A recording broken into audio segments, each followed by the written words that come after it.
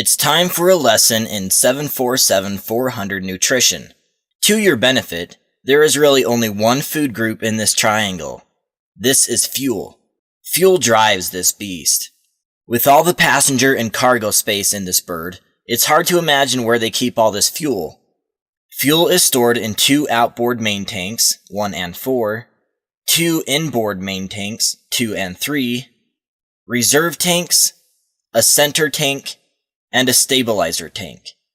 Together, these tanks hold a whopping 388,600 pounds of fuel at max capacity, nearly the weight of a fully loaded 767-300. That's just the fuel. A couple more fuel figures that are both interesting and informative. Fleet plan landing fuel is 19,000 pounds. This allows for 1 hour of usable fuel at max zero fuel weight, 10,000 feet MSL, and at holding speed. Minimum dispatch fuel is 22,000 pounds. With this amount of fuel, you'll be doing a takeoff more similar to those seen over at NASA. Fuel jettison rate is 4,650 pounds per minute.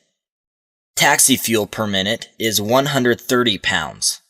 Minimum alternate fuel is 6,500 pounds. The 747-400 carries an additional 3,300 gallons in the horizontal stabilizer, allowing the 747 to travel an extra 350 nautical miles.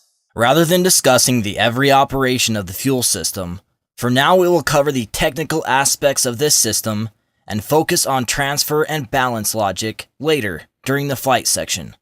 Fuel measurement is highly accurate with the help of sensors in each tank.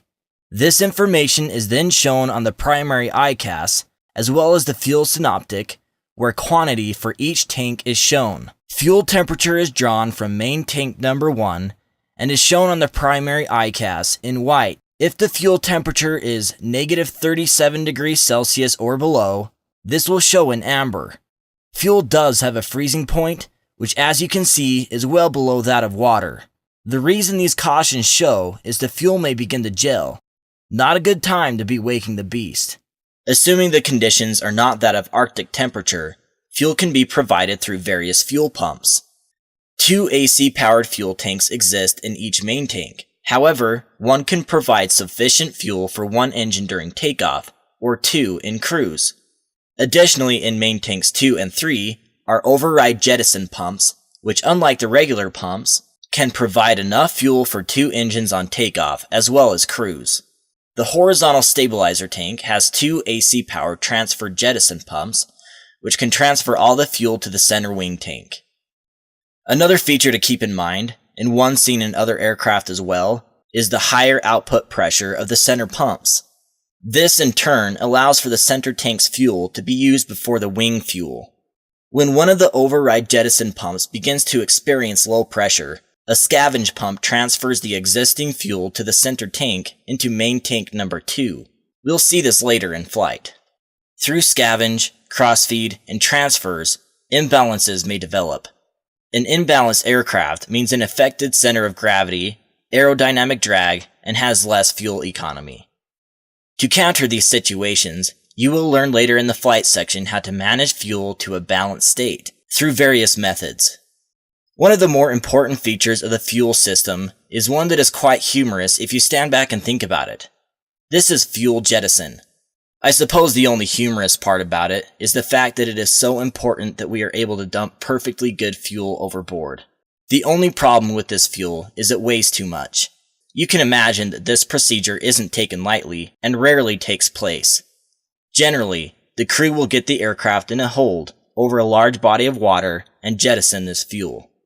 To prepare for a jettison, the pilot will go to the jettison panel on the overhead. First, fuel jettison A or B will be selected.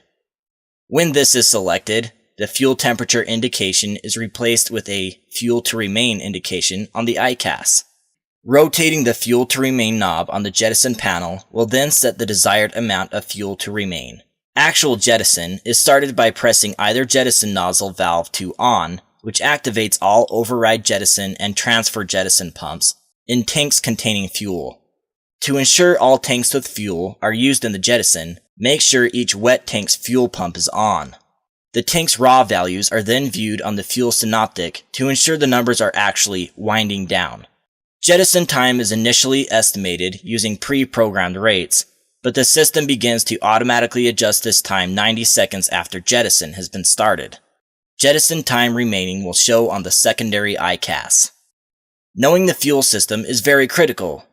For now, you may feel a bit left behind, as some detail is left out. I assure you that the fuel system is covered in great detail in the flight section. Showing this in action and explaining all of the indications as they are happening is the best possible way to show you.